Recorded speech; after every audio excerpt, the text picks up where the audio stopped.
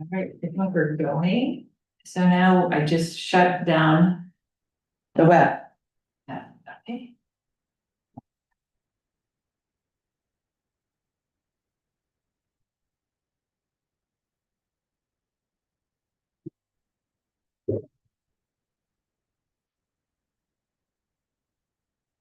So Robin, you're our vice chair, right? Yes. All right. All right, today. We're at home.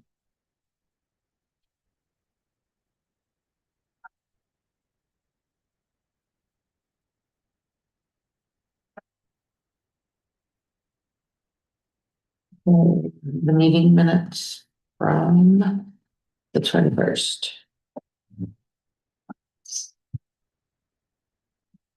So this is what I sent out to Aaron. Because we talked about, these are the elements of a permit log that we'd like to see.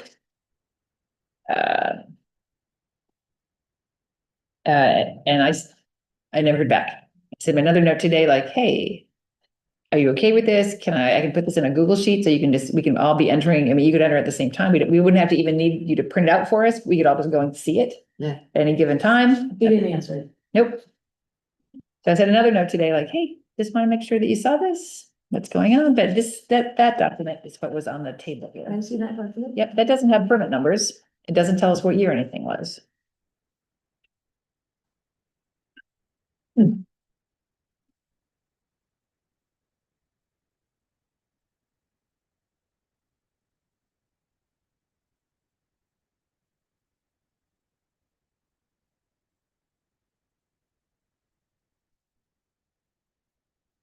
I move to accept the meeting minutes from May 6th.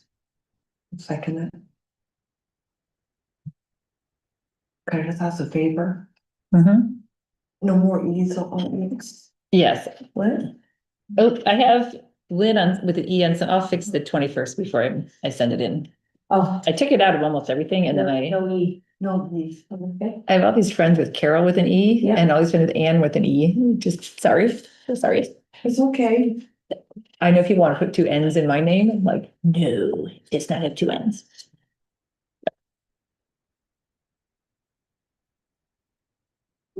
We didn't have anybody log into the Zoom, right? Not as of yet.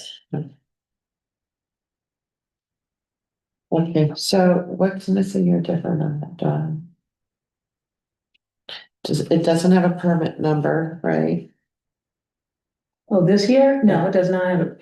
The key must be the key for the lot map, I would guess. Yeah, it doesn't have that. It has- We asked for a lot number, so is there some kind of lot indicator? There is a lot number on there. Is that what the key is? Does it say like U12? No, No. yes, it does down below. Like it has key R01. Yeah, those are the lot numbers. Okay, so we got lot number. We have the name the permit was issued to. We have the name, owner name. Okay. Not, I mean, I would assume that's who the permit can be listed to. Street address. Yes, we do. Short description, Yes, relevant ordinances. no. Any other criteria caveats, like a miscellaneous notes column? No, Yeah, because sometimes you're issued Things that are. a permit with There's a date requirements on it. Yeah, shouldn't there be a date? Yes. Yeah. This, we should ask for a date. okay, this doesn't have a date on it either. We didn't ask for one, yeah. Well, We should ask for one. That's Yeah. fine. I just, yeah. I mean, if your permit numbers are done in order, it would say like 26001, 26002, 26003, so we know the order for 2026. And then if we were shooting 2025, you would know what those were in order. But yeah, we should have a date. So missing permit number, missing relevant ordinances, Mm-hmm. and we'd like to add a date. I'll volunteer to go down and ask him for that. Okay, yeah, this is Lynn, on yours, it says spoke with Mrs. on site, look in 2026 for new 12 by 24 shed. Repeat that one more time. Is that you? Lynn Adams, right? Yeah.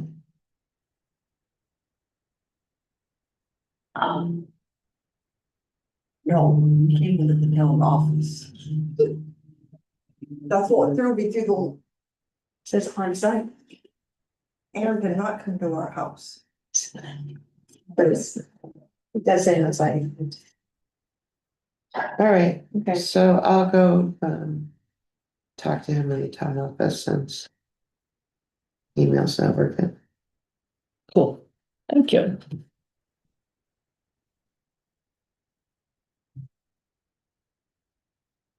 Line State Capitol, Pleasant Street. Line State, what is that? Line State Capitol. It might be a home-based business, I don't know.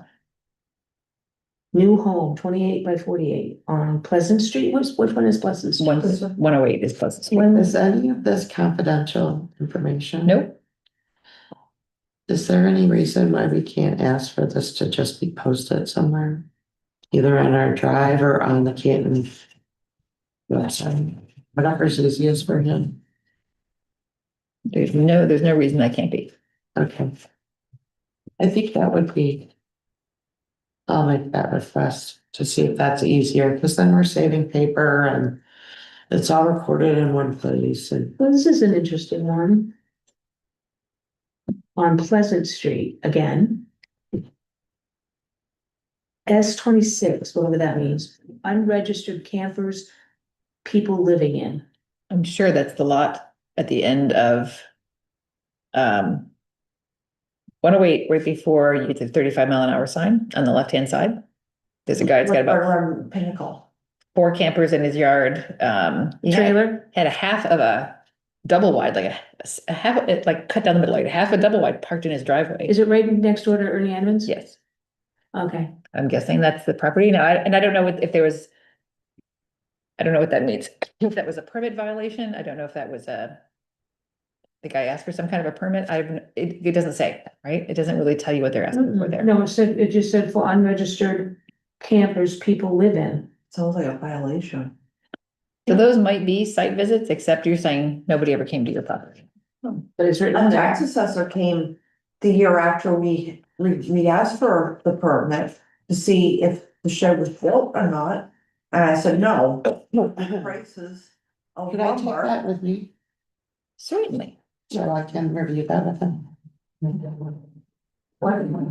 So when did you put the permit in? I'm just curious. Because you're right, it does say field visit summary, it doesn't really say permit. I wanna say it was. June And is that the of assessor? 24. Is that the And have you assessor? built this? No, permit? because They the did it? lumber prices.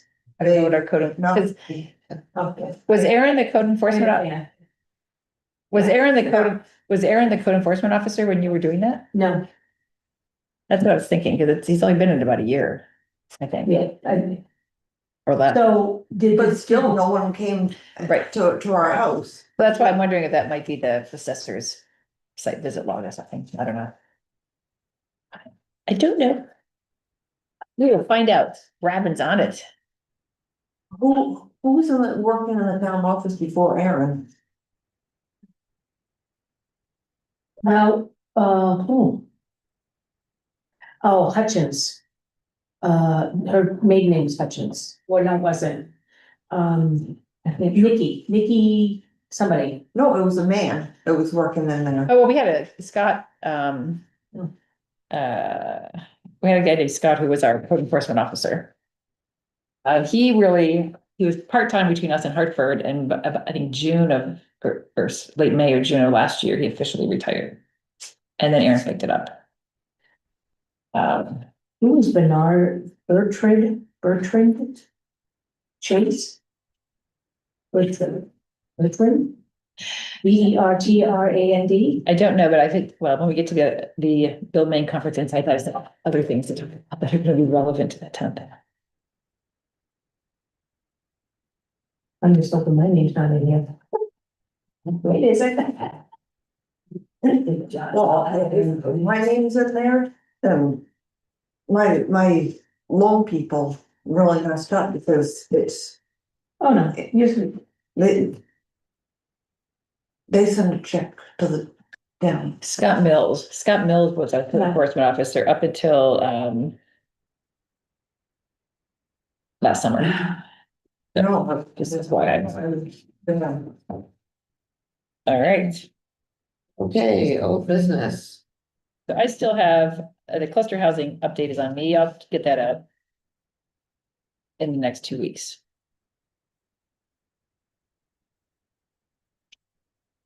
You guys all saw the note that the select board asked, again, they didn't know how many ordinances we had that we're waiting for the select board to advance.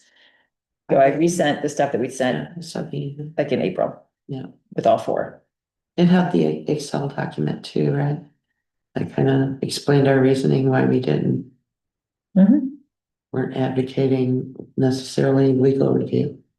Correct. Okay, I think the other thing we should discuss, maybe bring up when they talk about department updates at the select board meeting is, how do we manage the legal costs going forward? Because we're gonna have several more things coming up, mhm. right? So this is. Well, but that's why we wanted to look at this, right? Right, but can we help them understand that they can give direction to the law firm on, we can't afford a $2,000 review bill for every single ordinance that comes through. How can we get the $500 review or whatever?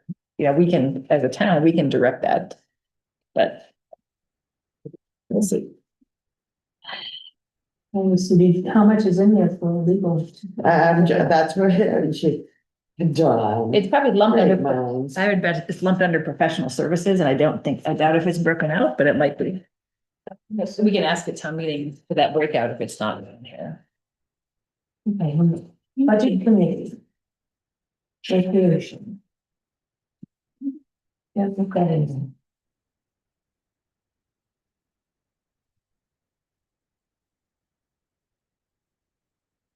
Maybe what we need is a professional services legal line item under planning board. So right here where it says, sorry, town clerk benefit and benefit deputy clerk, are they increasing their pay? Now, does it show? I don't know, I'm Last year just looking versus for this year? the legal stuff right now.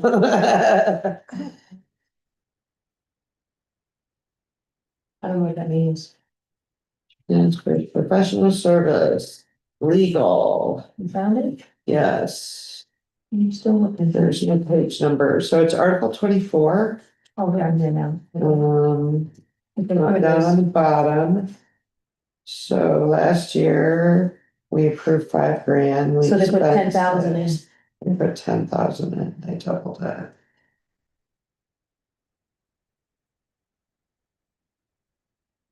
But that's, if they wanna send all of them to legal, that still's not gonna be enough, if they spend what they've spent. Or, like. Oh, up here is professional services. Yeah, 10, computer support. Assessing.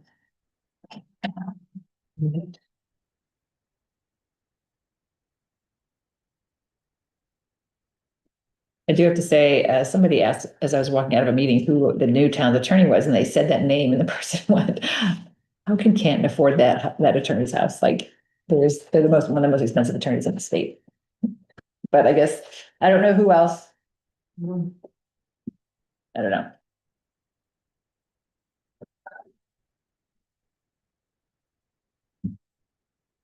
Does MMA give recommendations about attorneys? I doubt it.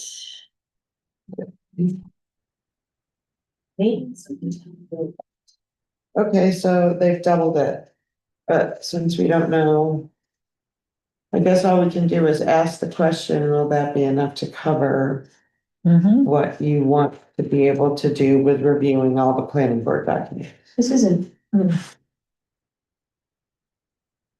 Now, for fuel and gas, they put nothing in to help us assist people Under which, under Article 25. I don't understand. There is, I believe there are state funds Oh, that do that? for, general assistance that you can apply for, Mhm. Okay, yeah, there is, actually. and there's an application for that. Okay, Yeah, I'll have to go through this and read my questions. Can we spend on funerals? well, I think she was, no, she was, Okay, Diane was explaining before that that comes a lot from the people, right, for the funerals, But for that's, the funerals. I didn't say that, I don't know. Oh, somebody did, said that because they provide that because of, okay. I don't know. But that's all we wanted to know, right, was what was the legal budget? I don't know that the line item answers the question, did they put enough in for what they want to do? For reviewing, Yeah, I don't know. I don't know. Because if they know of other legal things that are coming up that we're not aware of. I mean, the comp plan, I don't know, we know that the state has to review that, I'm assuming legal will have to review it as well. As well as, No, I mean, outside our work. right, What would fall into that bucket, right? So how big of that, how much of that pot is for what you're expecting to do with planning board documents Right. versus other? correct, And is it enough? yep, That's our questions, right? Yeah, wow, Okay. so this time we lost. So we know what that document is. Is this enough for what we need? Which includes ordinances.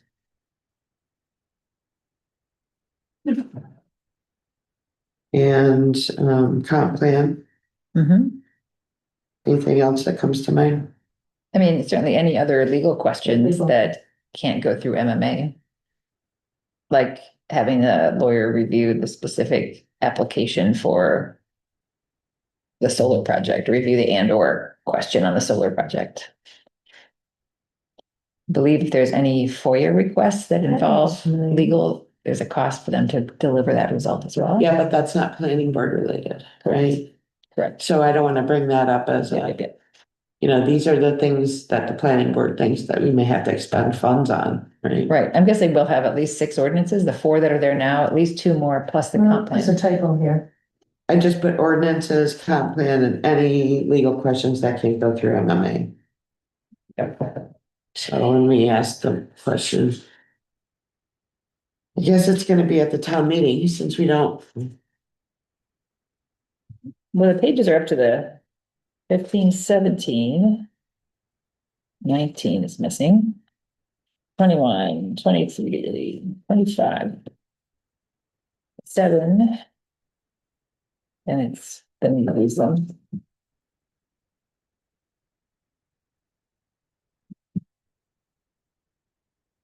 And we lose the page numbers. Okay.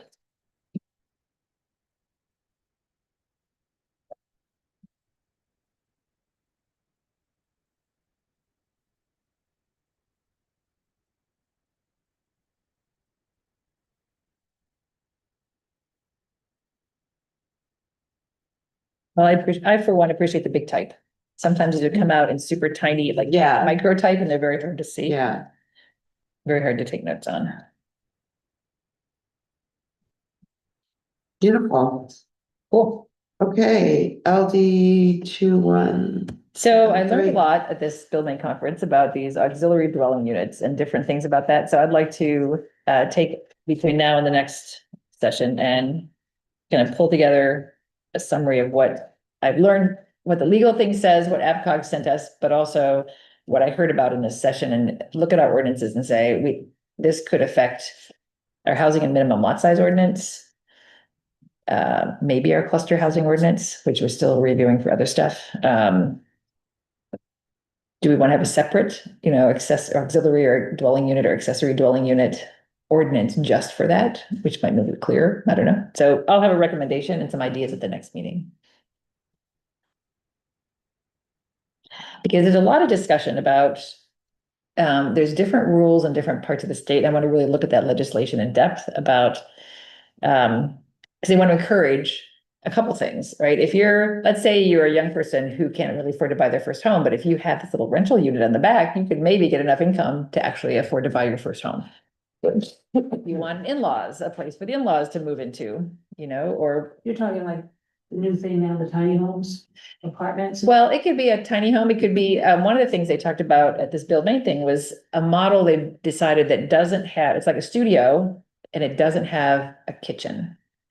So either you give somebody a microwave and a hot plate, or you let them into the big house for the kitchen or whatever, but it doesn't, because it doesn't have a kitchen, it has very different rules. Okay, got it. And so there's just a lot that I heard about that hadn't thought about before, so I like to think it through and see if it come There's back. probably, I would say, we don't have an ordinance, I didn't look for cluster housing. We have one that we've been making changes to, that I've got all the drafts. I just need to pull Oh. together all of our notes into one draft. Right. So Which is that's a what nice- you're talking about, cluster housing. That's cluster housing. These auxiliary dwelling units are things that are ADUs. ADUs, okay, use. That's what Cluster I think housing. 2173 is all about, which is, I think we should have a separate, I mean, the ADU is what is coming up very popular these days. A lot of people are doing that, I think. well, people are saying, can we alleviate the housing crisis by just adding a simple one-bedroom unit onto the back of somebody's house or on the side of the house? Yeah, There's yeah, different building rules too, whether it's detached or whether it's attached. right, I could see that. And then what about, is it tied into sewer or your septic? Does it have to have its own septic? I mean, there's some of that spelled out in that regulation, but I want to read it and understand it. I don't know much about septic, but don't they put in the septic? When they put in the septic according to how many bathrooms the house has? And what the capacity of living is in a home? Or do they not do that? Well, I'm sure if you have septic instead of municipal sewer, I'm sure the size of your septic tank is gonna be based on the number of bathrooms and the number of people in the house. Right, so my question then would be, if you're gonna add to the back of the house and add more space for living people, Will your septic be Yeah. sized appropriately? right? I don't know. I'm sure that's all in that. Okay, so what does that stand for, ADU? It's either accessory dwelling unit or auxiliary dwelling units. And I think they made it a statewide piece of legislation because some municipalities that have kind of high-end homes don't necessarily want these, right? Because it can kind of look like Mhm. Well, a perfect example is, my brother lives in Sunapee, and their house overlooks a really nice property with a barn and stuff. And I understand why the lady's doing it. She wants to do exactly that in her yard because her daughter has cancer. But it's turning out not to just be a small thing, it's like a double wide, and it's, and they're having, because it's right in their visibility and everything, and so I don't know, what the rulings would be or anything on the size. I can understand the small homes, but that property isn't conducive to a bigger home, but I don't know. well, and so I think we will have to look at this and say things like we have, the setbacks from the property lines Yep. have to be right now, whatever it is, 20 feet, 30 feet. I forget exactly. Mhm. You still have to keep those same setbacks? I don't know. I want to look at LD 2173 and see what it says. Is that going to let people put stuff closer together? LD 2173. Yes, and Erica Buffkin sent us a link to that. Yeah, I saw that. Yeah, and I tried to open it once and I couldn't get it, but I want to go through and read it in detail and say, Mhm. and then look to see which of our ordinances does it affect, because the cluster housing ordinance is already giving you half of our lot size. And right now, our minimum lot size is it's 40,000 square feet. Yeah. It's Mhm. just under 1 acre. Yeah. Do we change that? I mean, we do in the cluster housing development, but that's really for a whole new development that's going in. Do we amend that elsewhere? Or do we say for ADUs, it's still considered one lot, the lot size hasn't changed, you're just adding another dwelling unit. Like right now, I think according to our ordinances, you'd have to get a subdivision permit if you put that on, because you're adding additional dwelling units to your home. So it would affect potentially our cluster housing ordinance, our housing and minimum lot size, and our subdivision ordinance. So Yeah. do we think about rewriting some of those to be Mhm. Yeah. And to what's be able to clarify that for people who want to do that. Yeah. So. I'll be prepared. Hmm. There's so many, okay, cool. You wanna go to building main conference insights? for Absolutely. Canton? So it was a very interesting workshop. The workshop. These are all the different things that were going on there. Where are you at? It was in Skowhegan. Building main conference Are you in, on? Oh, okay. It's under new business. Is that the one you just went to? Yeah. yes. Yep.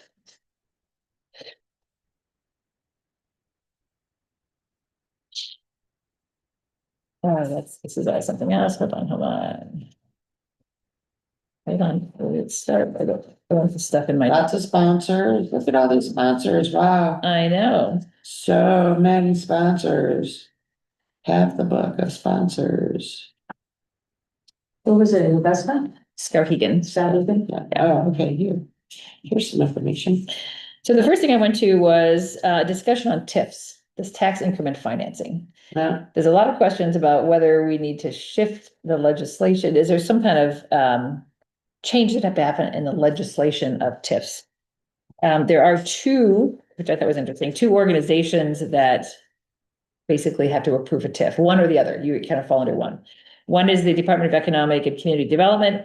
That's if you're doing market rate and affordable housing. If you're doing some kind of services outside of a district, they do, anyway, capital improvement within what they call a TIF district.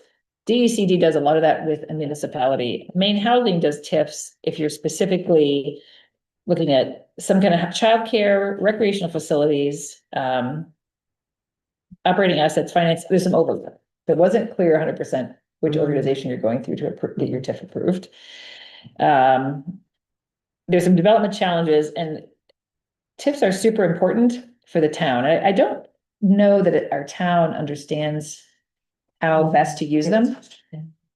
And because you're setting aside, you're basically, as the property value increases, you're setting aside that value so that you don't have to pay more in school taxes. You don't have to take a reduction in your state revenue sharing. But you can use that tax revenue for like water sewer improvements or infrastructure, or putting in sidewalks or whatever. You can also use a portion of that tax revenue that you're setting aside in what they call a credit enhancement agreement. So that's basically a rebate to the developer. What does that stand for? Tax increment financing.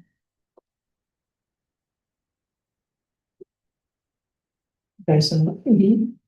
It's essentially like a direct tax rebate. So you could say of that value, so the person, the company or organization, whatever it is, pays the tax, and the town, through a credit enhancement agreement, basically gives them a portion of it back. They can get all of it back. In some cases, they might rebate all the taxes if you want some new business to come in that's going to offer 50 new jobs or something. But that's a negotiation between the developer and the town on what kind of a credit enhancement agreement, how long is that going to be in place for? Does it, go in different percentages?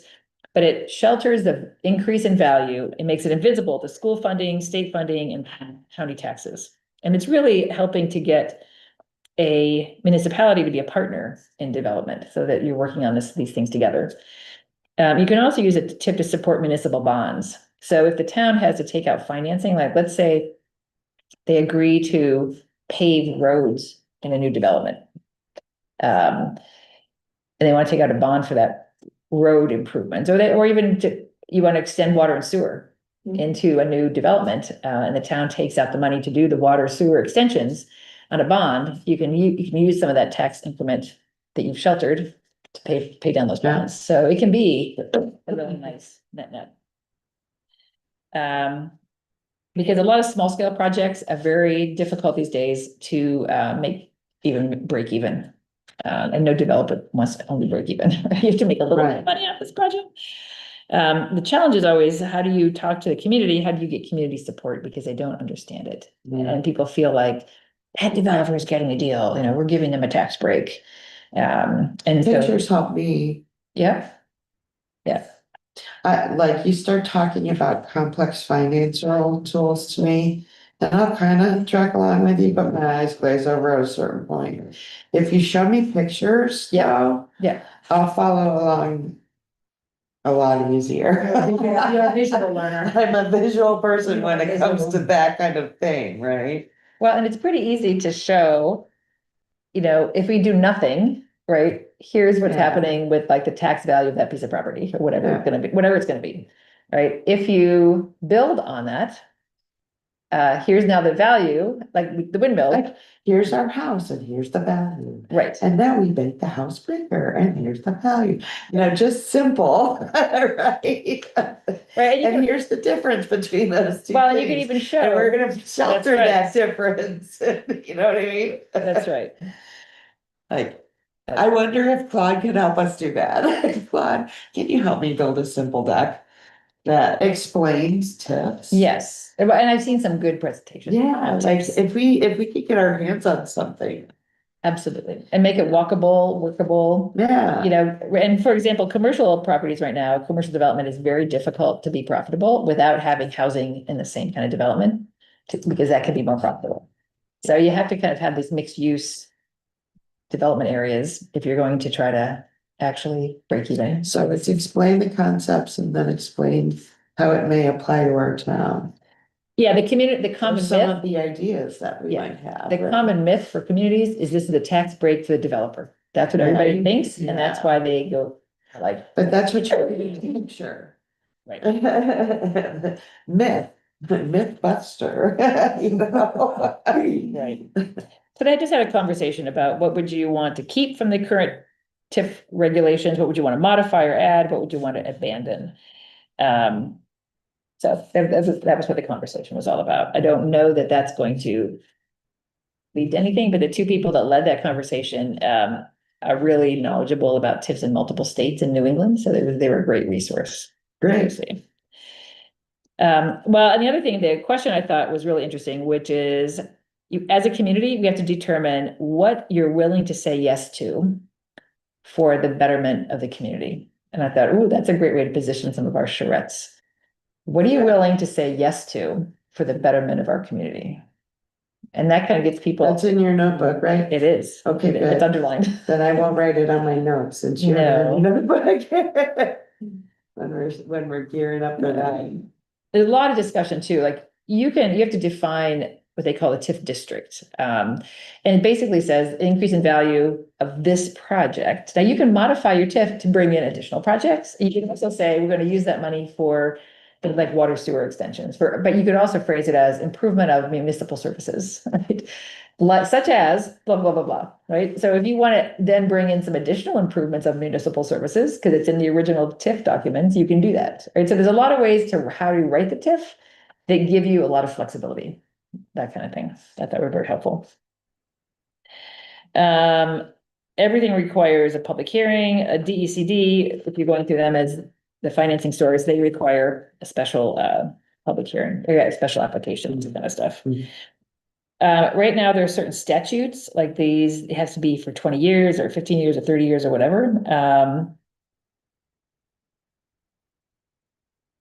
Some of the terms are vague around that currently. So this is the stuff they're talking about. We need to improve the TIF legislation to make it a little tighter, a little snugger, so there's less ambiguity. I'm okay with a certain amount of ambiguity because I think it gives you some. You have to talk to the assessors to establish the current rate, the current valuation of that piece of land, right? Yeah. And then you have to assume what's it gonna be at a completed valuation. That current valuation gives you your base rate, and then all of your TIF calculations are off that base rate. So that's important to how they start that. That's what it says, yeah. Yeah, the original assessed value. Yeah.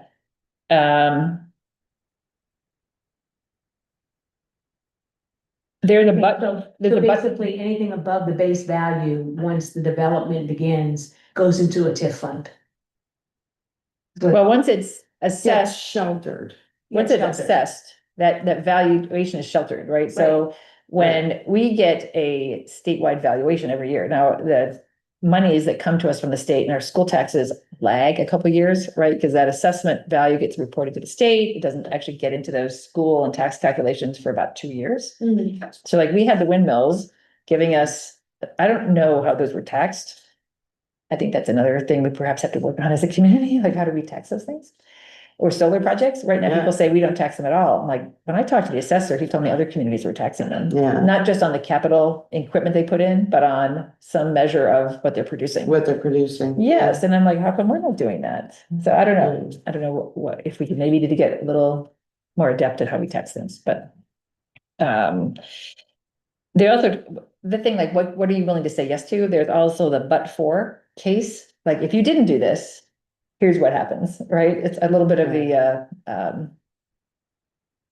Christmas ghost thing, right? Yeah. If you didn't do this, here's what happened. Right. Without a TIF, this project would not happen at all, or whatever, so those are to me are a little bit of a heavy-handed kind of answers, but you have to be a little careful about those. Scarborough, I want to get a TIF policy. Scarborough has written one, which I did not get right away, that specifically, here's what we need from a developer for information to execute a TIF.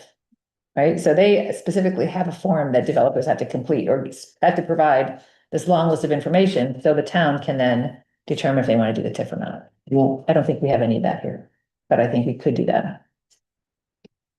There are some examples. They were talking about favorite right size TIFs, because sometimes a TIF can be written so big and broad that it becomes like useless or it becomes a burden to the town or whatever. So how do you right size that TIF? And you can have more than one. And I think once you do one, the process for doing others could be easier. Mhm. So I don't think you have to write one for the whole town, but we're not that big a town. So maybe there's like one that does everything. Right, yeah. They say make a TIF as long, many years out as it needs to be and no longer. Sacco says all their tenure, everything's a 10-year TIF, one site, one project. And if the dollar needs of the developer are met sooner, then the TIF can go away sooner. Right, so if you figure out you need that tax break for the first 10 years to be able to get your project to break even or make money, once it's doing that, TIF can go away. Yeah. So I think there's some clauses in there that could make it a little bit easier for the town to swallow. Oh. Augusta has optimized their process for vetting TIFs. They have 2 meetings. It's done. So they've got all the information, they review it. I think they do, I don't know if that's the select board, and then if they do a public hearing, then they decide. I mean, I'm not sure how they do that, but we'll find out. You can do bite-sized TIFs, like specific reimbursement for specific tasks, like the developer had to do A, B, and C to get their credit enhancement agreement back. Yeah. You want, so having these things right-sized, both defining the district and the benefit to the developer, develops less risk and less ambiguity on everybody's part. So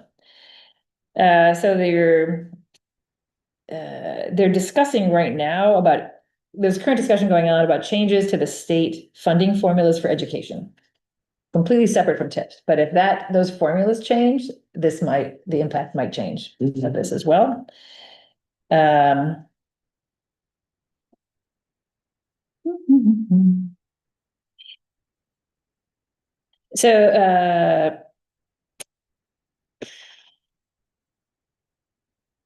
there's ways to get access to technical expertise on TIFs. So that was all good.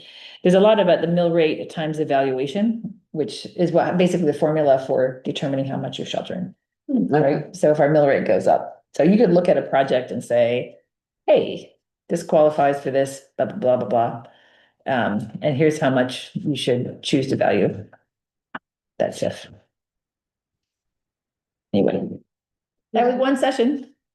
It gives an example, like if you bring in a manufacturing project and the base value is 500,000, the new value is 2 million, so 1.5 million would be the increase in capacity used for improved economic. So basically everything above the base, right? Right. It's still complicated, but it's not, you could do a very simple spreadsheet and show the benefit year after year on year, even if you assume like a 2% increase in base value. And I don't know if that changes every year with like inflation numbers, or if that just stays the same and never changes. I know the town submitted a TIF for the windmill some time ago, but it wasn't right. Oh. So it did not. So another very interesting session was on land use policy, which I thought was very interesting for us. That's a timely topic. Yes, I sat on 2 of those. Bristol, Vermont was a great example of facilitating small scale development. They talked about policy alignment, which I think is part of what the comp plan could do. All right, so designating a growth area and what kind of things you want to have in that growth area, which is all part of what we're doing for the comp plan. Finding community partnerships for things, housing finders roundtable was things. There's a lot of ideas on what they talked about. How do you make this actually work? This land use policy. I think what we're doing with the comp plan, I think, is right. They talked about there's right now in a lot of areas, especially in our area, right? We have these large single family homes going in. Like if you look at all the new houses on Staples Hill, since I've been here, that's what they all are, right? And then in some places you get these kind of apartment buildings for low moderate income, right? Affordable housing, rental units for apartment buildings. What's missing a lot is this middle, where they talk about duplexes, townhomes, cottage courts, or stacked flats, just this whole kind of middle scheme of housing. And I'm thinking that could be a lot of what, as we're developing some other spots around town, that's the kind of thing we should be thinking about. I don't think we even have enough of the low moderate income, No, like high density apartments. We don't have that, but we have a lot of this thing. And there's a great calculation in here that really, there's a toolkit that I sent away for. It's called Homes for All, which is really talking about how do you get that whole spectrum in a community and why it's important to have that in the community, because that way you get all kinds of workers, you Yeah, get. all kinds of, yeah. Yep, then they also have prototypes and models for like homes to build that are, they just give them to you for this Homes for All. That's their project. One guy partnered with AARP to get senior housing in, like yay. Mhm. There's a builder's workbok, there's all kinds of tools out there that are available. They talked about to get these things going, in this policy alignment, they identified the roadblocks. Like in Vermont, every building permit is issued by the state fire chief. Every building unit. Wow. So that was a roadblock because the fire chief's office can only do so many, right? Streamline that process. So they did some of that. What about like panelization or pods or modular types of home? Can you do some offsite construction so things can come in and happen very quicker on site? And they gave some examples of different kinds of buildings. Certainly with today's economy, cost is the number one issue. Yeah. For building materials. So how do you have those things? How do you align infrastructure and capital? So they decided they created some kind of a predictable permitting so they could streamline those kinds of things to go through. One guy talked about a carrot and a stick, 2 strategies to building the community. The carrot is really all about community preservation, and I want to go back to some of the stuff the Historical Society has to look at one point, we had multiple hotels, an opera house, all these craftspeople, business, all these things going on. And without that, it makes it very tough to keep your community afloat over time. They talk about, municipal revenue, affordable housing, and economic development are kind of all 3 sides of a little Venn diagram there. But one guy, I had to laugh. He had his Venn diagram up. He's like, you'd think if you had this, and this, you'd get this like successful middle. He goes, there is no successful middle. I'm like, oh.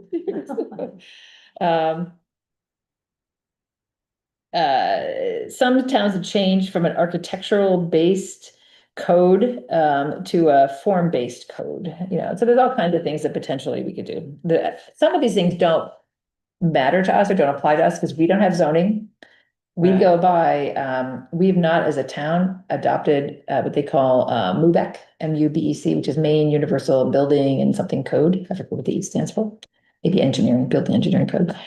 We are not required to adopt MUBEC because of a town of our size, and we haven't legally adopted it as a townwide standard. Yeah. So we fall under the, I think, IRC, which is the residential code. So even for things like apartment buildings, you can follow the IRC instead of MUBEC, depending on your funding source.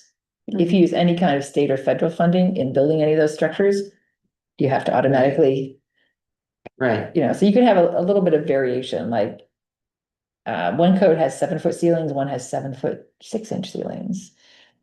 Right? So if you're adapting an old building for reuse somewhere, right, you may not want to have the bigger standard, right? Because an older building may not meet that. And it'd be too expensive to try to force it to meet it. So there are lots of good examples The other thing they talked about was the continuous life cycle. The measurements I have are some of these things are this revenue per acre, and so I want to take that online assessor's book, which has, I think it also has the lot sizes on each of those. So we can go through there and determine overall for the whole town, here's our revenue per acre. For Main Street, where the houses are closer together, here's our revenue per acre, for Staples Hill. So here's what you want to have in a new development area. You don't necessarily want to have people keep building one house on, these 5, 6, 7, 8, 10 acre sites out in the middle of the woods, right? Doesn't mean you want to stop that, but that's never going to get you enough revenue to support the increase in municipal services. You have to have a certain amount of density Okay, and how to do that.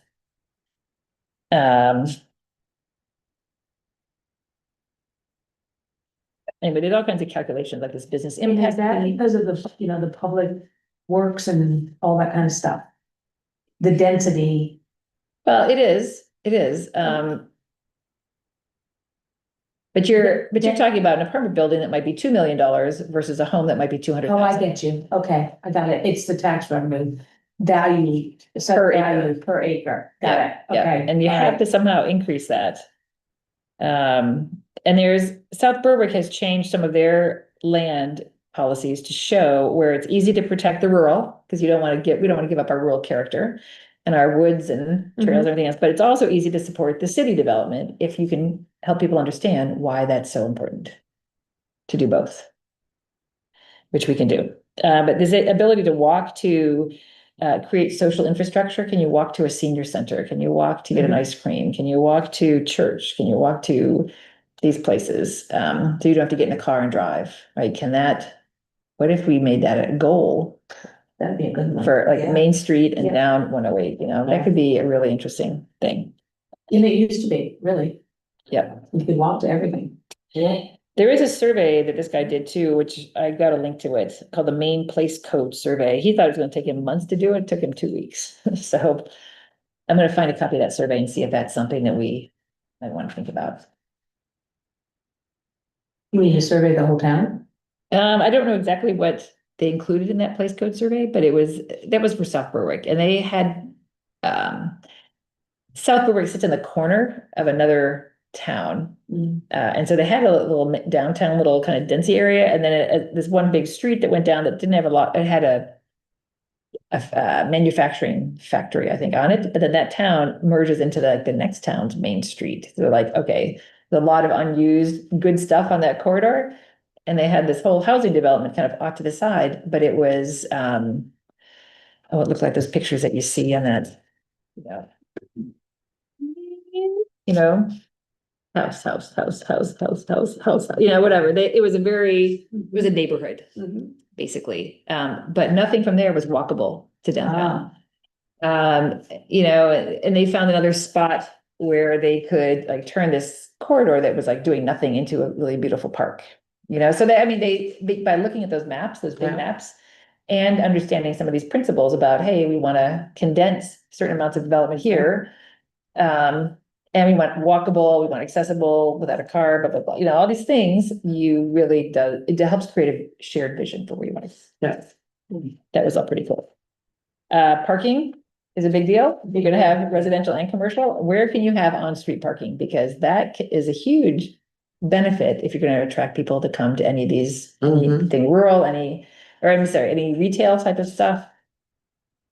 Density standards. They were encouraging everybody to get the GIS software. I don't know if we can get that, but that's the master mapping stuff. Claude said he was gonna use GIS software to help me make maps for Who did? Claude. Is My it- new boyfriend. Is it CLAUDE?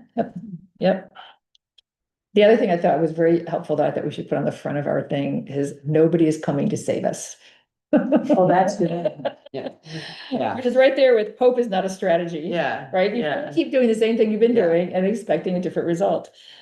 We are That's insanity. right. Yes. Right. It's true. Nobody's coming to save us. We Insanity. are responsible for saving ourselves. That's right.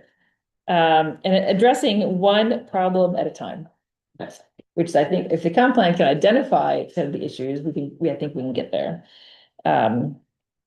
So So risk mitigation is certainly a set of tools that you want to work at, or tasks, right? How do we reduce risk?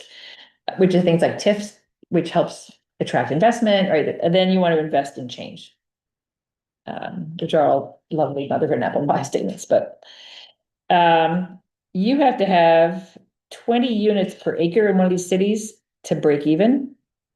Another city, you have to have 32 units per acre to break even, depending on the size of the units, right? Of like either single family homes or apartments. Okay. Just the cost to construct them, put in the infrastructure, everything else, you had to have 32 units in an acre. An acre, An acre? Yeah. what are they, closet size apartments? So I have examples for Newcastle and Madison. Density is not a catch-all solution either, right? You need to have these important conversations. You can't cut your costs as a way to save money, which some of these towns have done it. We're just gonna cut our services, we're gonna get rid of our police station, or police Yeah, services, right. we're gonna partner with the next town and share the blah, blah, blah. Investment always brings risk with it. We have to be willing to take on a certain amount of risk. Community bonds, like actually taking out a bond to get cash to do like water sewer stuff is important. They do that here. Yeah, we haven't done it for a while. I heard them talk at the last select board meeting about getting a bond, I think for roads. We do Well, occasionally take a at bond. the select board, what did they just get approved for the River Road? Was that a bond? The River Road. Yeah, I think they said they had to take out a bond to do some of the paving, but I think they want to do some fixes along, they were looking for a grant. They got a It was a grant. grant, it was grant. They now has a planning grant just to decide what they want to do to fix the erosion on the side of the road there. Oh, so they didn't get anything to fix the road yet? I don't know. I'd have to go back and Oh, I didn't think about. I'm learning, but I didn't. So they have, also some of these towns have, if you have people that have seasonal homes, like they're not a resident, but they've got a home in that town, they have a higher tax rate. And they don't here. I don't think so. I think we're all the same tax rate, flat. So I think there's things like that are policy driven that should certainly be on the conversation. Yeah. People, the Grays are selling their house. No. They went in the market last week, Monday. Who's selling? The Grays, Who's, her neighbors. is that the one that overlooks the lake? Yeah, with the big What are lawn, they Big asking? lawn. Yeah, what are they asking? 1.7 million Oh, or 1.4. They have a boatload of acreage with They that. have a lot of acreage. Yeah, oh, yeah, you know what? That's the one I did see online. I yeah. couldn't picture where it was. They went online before they were prepared for it to go online. But anyway. Well, they live in Massachusetts, don't they? Well, they're here, Bill's here Yeah. most of the time. Yeah. Now they have a condo in Mass because their kids are there. But anyway, but we're not recording. Sad day, but it's a lovely time. Land banks were another interesting conversation I went to, and a community land trust.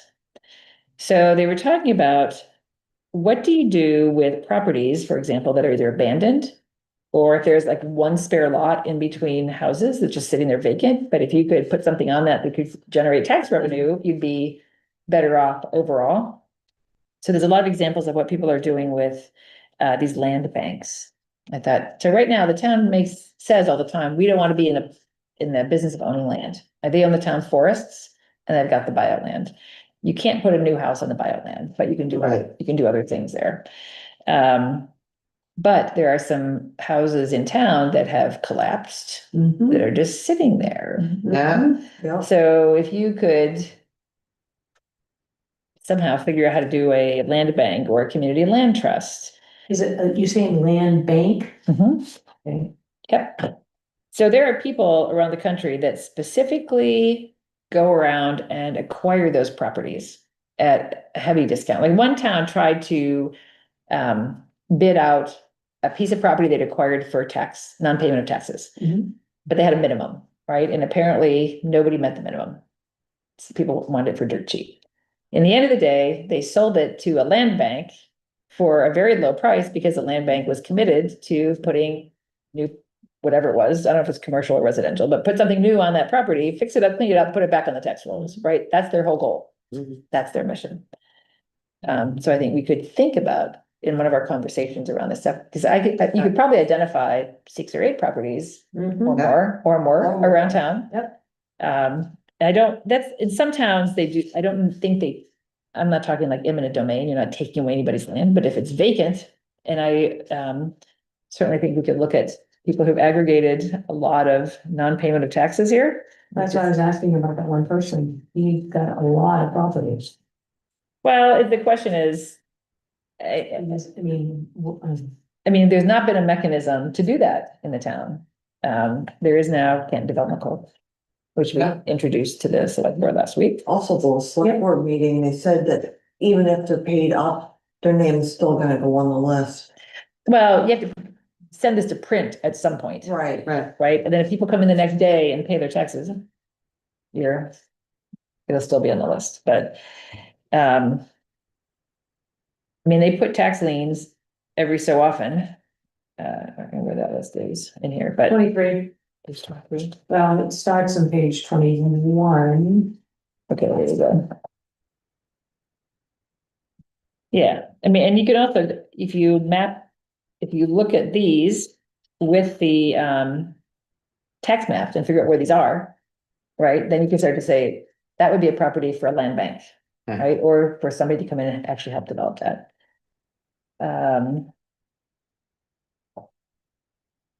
Or not.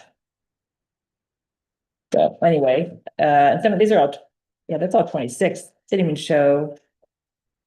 There is more, I think, 25 and 24, Right, yeah. which is not in here. But. So I just thought there's interesting things there to do with the whole land bank thing Yeah. was very fascinating. There's a group called Home Headquarters in New York. They finance some of this stuff. Community Development Financial Institution, CDFI, like funds some of these land banks. And What's the name of it? CDFI, Community Development Financial Institution. I don't know if they're a national group or if they're only available in certain regions, but we have coastal enterprises, a bunch of financing sources around the state. I don't know if they would do this. So there is some discussion about a new law for tax foreclosure. And I don't know what the tax foreclosure rules are in Maine around municipal use or like community land trust. Could you put it into a community land trust until community decides what they want to do with it? I don't know. There's a we don't have a vacancy ordinance. If a property is left vacant for some length of time, it's falling into disrepair. We don't have any ordinance to handle that. Well, that's one we should have. Like, the property right there on School Street, I guess, the old Campbell place. I mean, it burned, but they never cleaned it up. Isn't there a way to take care of some of this? I mean, it's a vacant lot, basically. She's never coming back. She's in. Well, we'd have to look at the map, figure out which property it is, who owns it currently. You could always approach that owner and offer something for that lot. The one that's falling down on the left-hand side when you go up School Street. Oh, yeah, On the yeah, left-hand he side. tore that down. He ripped it down. I think the person across the street, which was, a Harding, I think he owns it. Mhm. And he ripped it down, and I don't know why he didn't finish taking it out. There's asbestos, I think, in that house. There's some, maybe he took it down because it was gonna be a hazard. But he just took it down for that reason. That's what I thought. Years ago, I offered to buy that when it was still in decent shape. It needed work, but it was not Yeah. falling down. And the person said, absolutely no way in his entire life is he ever gonna sell that property. Butler. He's died Yeah, since then, Butler. but I just thought it was a cute cottage and it could be a really cute place. It was a really cute place in that day. I think, who lived there growing up? Was it wasn't New York? So there's a lot of kind of underlying principles that were talked about here that were like, determine the places of value, but also how do you make people value the place? Like, how do you make a community that people value the community? Not dollar sense wise, but you know what I mean, things like, I want to stay here because I value this location. There's a lot of talk about different material construction and things that are getting like super efficient on how do you can build a house with like, you know, fiber cement siding to really up our values and all that kind of stuff. Because there was somebody from Atlanta that was talking about housing design and people were like, how much art value you got in those walls and that roof? Because those houses you're building will not build, they won't fly there. Oh yeah, 20 units per acre was actually cash flow neutral, 32 was cash flow positive. No, wow. Yeah. 20 units per acre. Now, and again, I don't know if that's individual, I had to go back to look, was that individual houses, was that just apartments? I don't know, break even and 32 make money. yeah. So an interesting guy, I've got his deck, he put everything on his LinkedIn website, urbanists and architecture. He's got quite a set of, plans, something they call like the 4-pack, right? And certain building standards, you can use this IRC, which is the International Residential Code.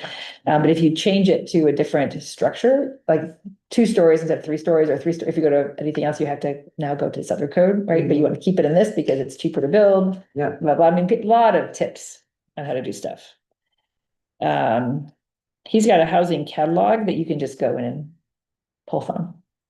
And he talked a lot about why you don't necessarily want to have retail with apartments over it, because he's like, he said that is 100% never profitable. Really? But you can build retail with interesting residential, like on the ends, like attached to it, or around the back. And he had lots and lots of beautiful, he said all of us architects always will give you big pictures. So Yeah. we have a lot of interesting pictures. Because they were doing that a lot in Vegas, on the outskirts of Vegas. They Mhm. would start the housing communities, building them, but then with the units above and the apartments below, and they're not profitable. I forget why he was saying exactly they weren't profitable, but But if you have the units on the end, they're profitable. well, yeah. Where's my phone? Because I took a lot of screenshots of his thing. Oh, I don't, maybe because you could get more tax base if it's just one business and nothing on top, maybe. I have to go back and ask him all those questions. He used up every second of his talk time, and there's very little Q&A at the end, because he had a lot to say. Who was this person? Eric Kronberg, Kronberg, from Urbanist and Architects, NBERG. Gee, and it's. He had a lot of very interesting, creative methods.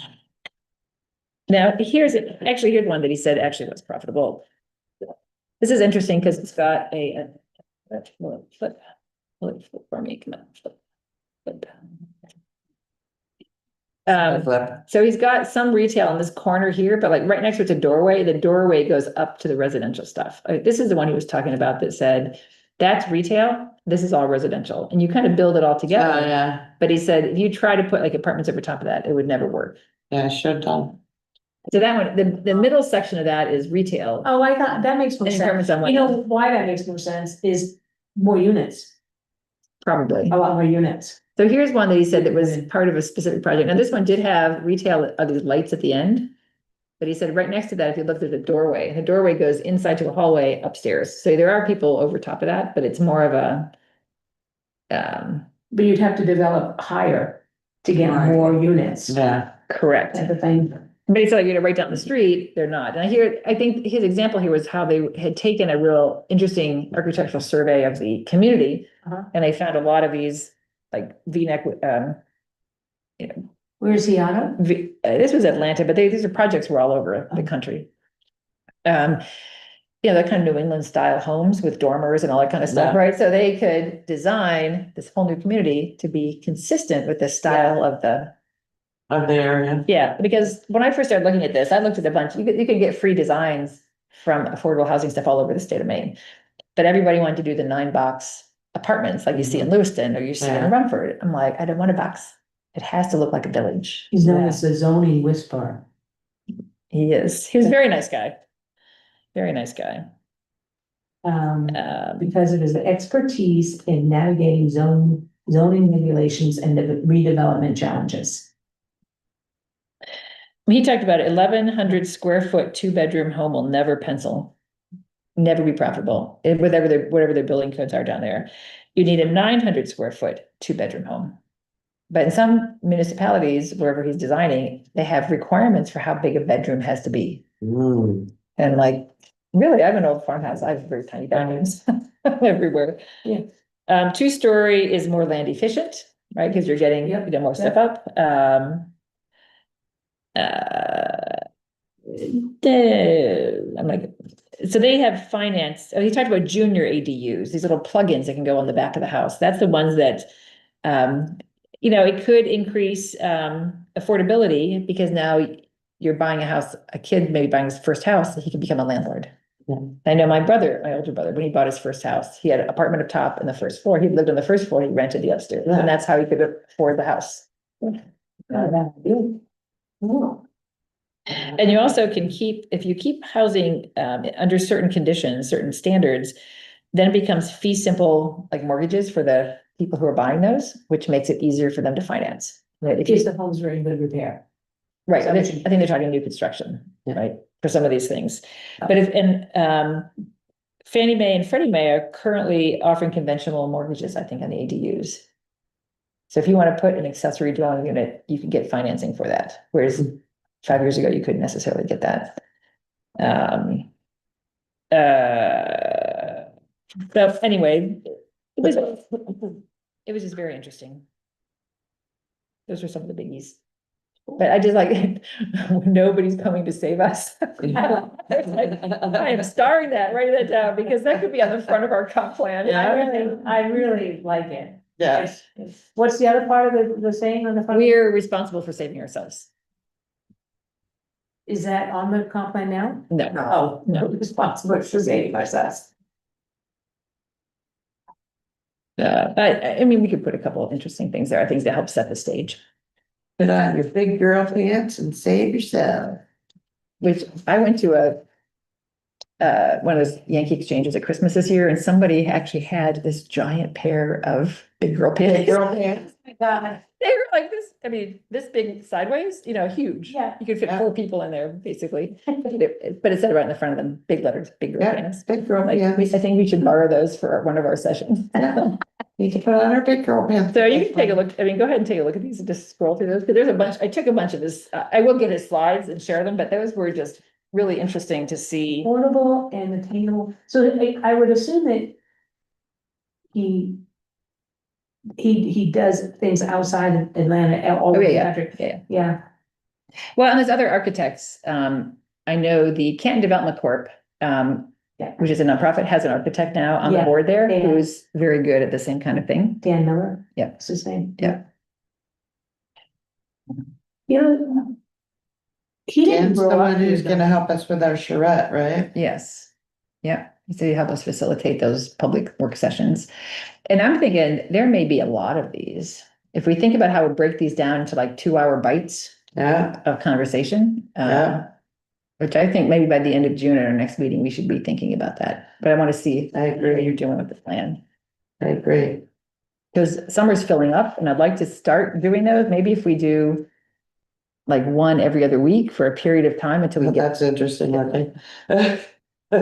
Well, so this was interesting because they were talking about how do you build connections in a community, right? And you want places that people can come together, whether it's a park. He said in one of these developments, there was like a little park across the street from it, I guess, or whatever, and somebody just put one bench there, one bench. And some older person sat on that at one point, and then somebody else came and sat it, and eventually it evolved to a Friday night, everybody bringing out, cheese and crackers and your Nice. press of a beer and some folding tables and all around that one Yeah. bench. So how do you build connection places Yeah, in the community for people to connect? And we have talked a lot about, we have old people and we have young people and we have people in between, right? But how do you, do we want to build a senior center that has a daycare attached to it? Over time, so that you could get all these generations together. There's so many things we could do Mhm. and so little time. yeah. He talked about that thing in the middle is like a planter, I guess, but there was something that was adjacent to this, but because there were sidewalks, people could walk by and just say hello on your porch. And he's got a lot of these modular porch Let designs. me show them. Yeah, there's a lot of modular porch designs he's got.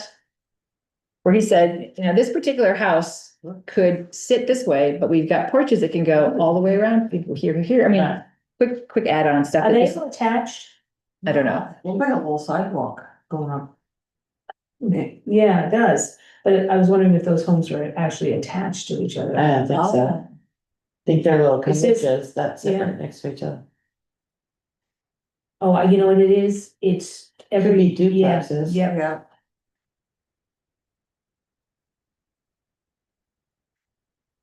Ask your neighbor for a jar of mayonnaise and just reach your hand out. This is so true.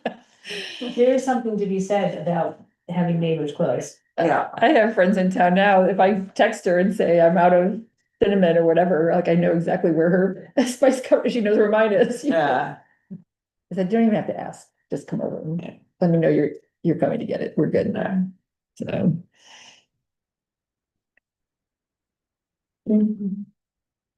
Very cool. yeah, So it was a very interesting group of people. I learned a lot. I talked to a woman who's starting up a really interesting landscape consulting business. Not cool. So I get yours.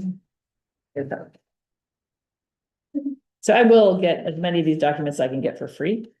This was important to me too. This community design principles define the public versus private spaces. Which is true, include features that foster community, create communal moments, promote connections, consider the impact of parking. Utilize missing middle types, like the duplexes and the stuff that people is in a high-rise apartment, is in a single-family home. Balance repetition and variation, create a sense of ownership. And use dignified designs that are built to last. So if it's 20 years from now, it's still gonna look cool, not Yeah. dated, Yeah. you know? yeah. Anyway, I just thought it was, you know, a lot, I learned a lot. He had examples of, he had those like 8 points and had examples under each of those, which I didn't necessarily get all of them, but. It was cool. One day? 2 days? 2 days. I mean, the first day didn't start really till like 11, but. And I signed up for a tour to, they took you to 8 different like little restaurant things in the area of Skowhegan to see what was going on. So, and then I discovered that the one I wanted to go on the TIFs overlapped with the, No. I'm like, I only made it to a few of the places, but they have a little bakery and to a little bar. It's like they're very tiny units. Yeah. Like the bar maybe seats 10 people. You know, maybe you could squeeze in, maybe that upstairs in the back, I didn't Yeah. get that far, but she's very nice and she had all kinds of like microbrews and she said, oh, I was a patron here for a couple of years when the owner, got to know the owner wanted to sell. She only had it for a few months. Those breweries are, They're popping up. they're really popping up everywhere. Yeah. My brother kept asking me, where do we get microbrews or locally brewed stuff in this area? I think you're asking the wrong person. Like, you know, there's Roll to every town around here. They all seem to have one. Manchester has a really good, it's called the White Duck. Yeah. The food there is delicious, by the way. Right up above is the brewery too. And they say it's really good. I don't. There's a place in Lewiston, there's 2 places that Rick found. One's called the Vault that has all Yes. kinds of stuff, and I forget the name of the other place. We went to there. It's more like a beer and wine store. But my brother came out with microbrews to take with him on his journey, so he was very happy. So it was very cool. Well worth the money I spent to go, I think. Okay. It's tough, not pulling it. Oh, yeah, okay. I'll show you what Claude came up with today. You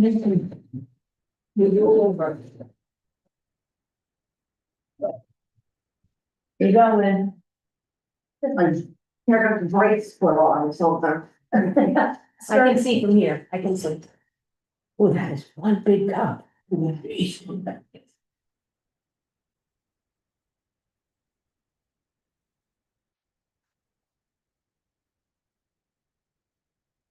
So the top is much unchanged. Because what we had talked about was putting the detail behind all of our, So is that on Chapters. the Google Doc? not yet. Oh, okay. Because as you'll see as we go through some of these, Mhm. like the formatting's way off, I wanna make sure that everything made it from the Word document over the Mhm. PowerPoint, Mhm. things like that. So, cause I just finished pulling it all together Okay. like 15 minutes before I came here. Cause I timed out Claude again Oh, for the second time. I was working on it this morning and he's like, yes, you've run out of computing power. You need to come back at 450. Or you can buy more computing power. I'm like, yeah, no, I'll come back at 450 and we'll keep going, right? So yeah, that's the second time I've shut Cloud down. So these little green things are meant to be pictures, yeah. Because we wanted pictures. So this is like population, chapter, big space for pictures. Go slower. Just gonna run through it because I haven't done a lot of editing yet. It kind of looks good. I think it looks good, you know? It's starting to feel more cohesive. Mhm.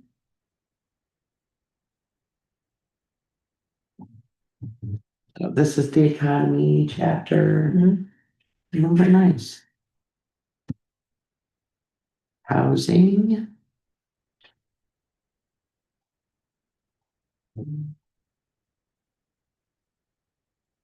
So help me understand, go back to like 36 and 37, if you would. Okay, I cannot afford I don't know, spirit, encouraging innovation, maintaining. So that's what I mean. I need to go pull the Yeah. Word document up. Make sure that what's being represented there came over correctly to the deck. Because I don't know all those Word documents by heart, but. What? You got so I want to be careful about some of these strategic goals and action. These are all gonna be, I think that is what I want to propose our next working session to be. So I want to clean this up, post it, and I think we all need to go through each chapter. And make notes. And make notes, move things around. You know, if these are not our goals, then let's blank this out. We'll leave it as placeholder. And wait for our charrette, right? Yeah, yeah. So, but at least everything is pulling into, Because some of those I think are Yeah. like motherhood and apple pie. Mhm. And I just worry that they get so general and so vague that Yeah. people go. I Now, agree. we want them coming out of the charrette, the town to be more specific, Yes. right? So like, here's some things where, you know, the formatting needs to get Yeah. fixed. And this one, this white one, I think, because there was a problem when I opened this in PowerPoint, it said it needed to repair some stuff and it deleted some things. So I think it took, and that's what I think these white pages are. Okay. That it like actually just deleted information. So I definitely need to go back. That's my next thing, is I need to do a quality check. So one of the things I found is when I take it down out of like Google Sheets or Google Slides or whatever, we've got it, whatever. If you put it in a Google Doc, a Google format, right? And then you Yeah. try to pull it down. Yeah, I the Formatting did. gets. I didn't. I downloaded each doc to my hard drive. Yeah. And then I had Claude do one chapter at a time, because before, when I had him do all the chapters at once, I think steam came out of my laptop at one point, like smoke or something. And I'm like, okay, we're just gonna do Right. this a little bit at a time, take each document and pull the detail in to each chapter. So that was today. So like, I would love a copy that I could Yeah. print or work in, but then you lose that, then you have the version. Right, it's version control, so I'd really like to just clean this up, we'll post it, and then you do whatever editing you want on the Google. Okay, but my concern is you do all that and then you download it again off Google and it messes up all the The formatting? formatting. Yeah, No, I'm doing it in PowerPoint and then I'll upload it right, but I'm saying if we all edit in Google in Google. Sheets or whatever that is, whatever it is, slides, that when you download it off of there again, it messes up the formatting. Now, that's been my experience in the past, but I haven't used it this time. So Oh, maybe it's yeah. okay, We'll try. all right. This looks better. There was something about this that looked really wonky the first time I looked at it, like, wow, I need to clean this formatting up.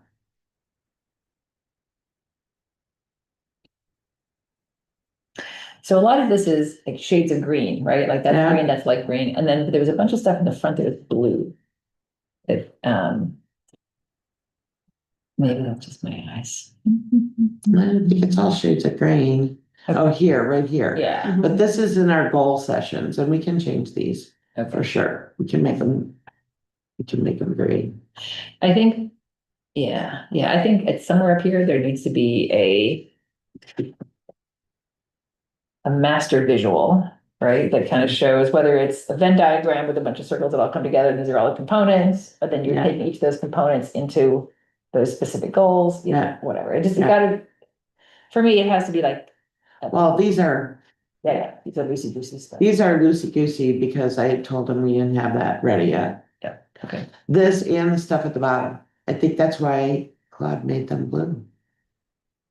See, these look really wrong. Look at this. Right. How some of this, like, some of this, I just gotta go in here and find these pages and clean all this stuff up. That's just not right.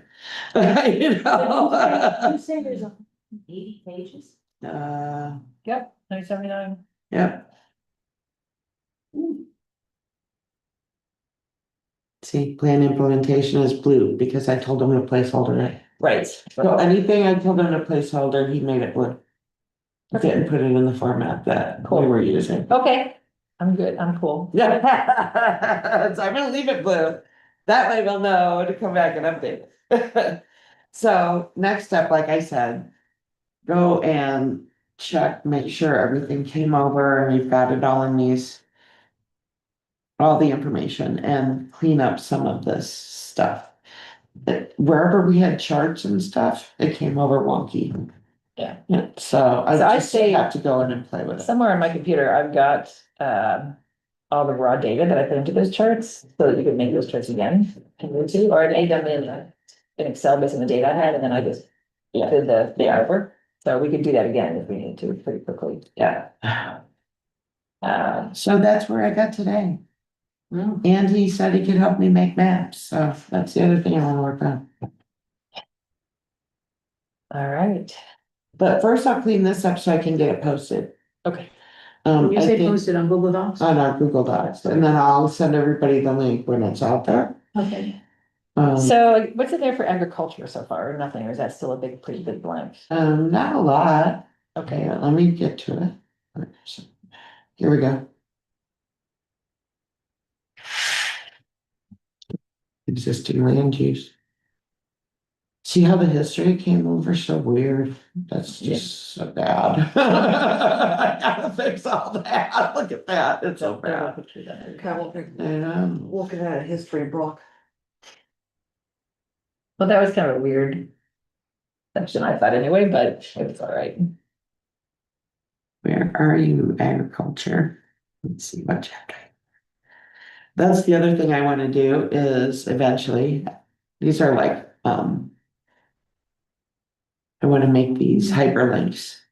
Yes, yeah, So you just click on it and it'll jump. So agriculture is chapter 7. I'm wondering whether we want to put the two things that are at the very back end, right, which are all the actual development plans and action Yeah. plan, if we want to put those up Up front front, at some point. those are easy to move around. Slides are easy. Yeah. I know, I might live in PowerPoint, I love them. Doing all right. Somebody, I guess Kathy was talking about doing this in Microsoft Publisher. You know, there's a lot of problems with it. Like errors and spelling and all kinds of other stuff, but and different fonts There we and type sizes and yes. Page 57. See, this is supposed to be a place for a picture. Yep. That's not a very big picture. I mean, if, yeah, so like maybe some, yeah. there's a- Under here, the only two farms listed in Canton are Conant Acres and Rocky Ridge. Yeah. I think I have 3.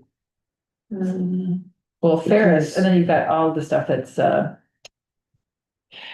Crane Brothers. Yeah, Yeah, those are the 3 I think I listed. Then the Crane Brothers. Green Brothers, Rocky Ridge and Conant are the 3 that I listed and Yeah, I got. actually, Carol Ferris is actually, and I said, there's farm credits. Farm tax credits you can get, and I heard that she's recorded, so I just think there may be financial and tax benefits to certain people if they're farms, and I don't know Right. that everybody's taking advantage of those. Oh, some friends are If you texting. wanna put this on a drive and give it to me, I'll start at the bottom and work up from formatting, you can start the top and work down. Just, I mean, just like getting stuff on the page and, you Yeah. know, all that kind of stuff. I'd be happy to- Let me see how far I get tomorrow, because I'm gonna keep going tomorrow. Okay, And then I'll give you a call and let you know where I'm at, all right. and we'll figure out how to divvy. It says Um, dairy farming, livestock, hay pasture land, special. But this shouldn't take long, I feel like. You know, compared to getting it all into one deck, formatting and fixing Right. stuff isn't gonna take long. And I think we should think about, you know, as a team, that's the next step, as we need to go through this and say, is this how we want this to look? Read, Is it giving people enough information? right, too much? Do we need to edit? Whatever. So it's kind of a Well, we have a lot of micro. chapter at a time, Yeah, right? that's right. We have a lot of micro farms. Yes. That I think. I don't know that we have to necessarily list them, but I think there's. And the different types of, you know, section for the different types of forests that we have. Cool. And these are all the Tree sections, growth tax program. these are all the sections that fit with the sections that we're supposed to have as a requirement. Yes. Yeah, I think, wow, it's gonna be. And do we, at the end of the day, do we publish this as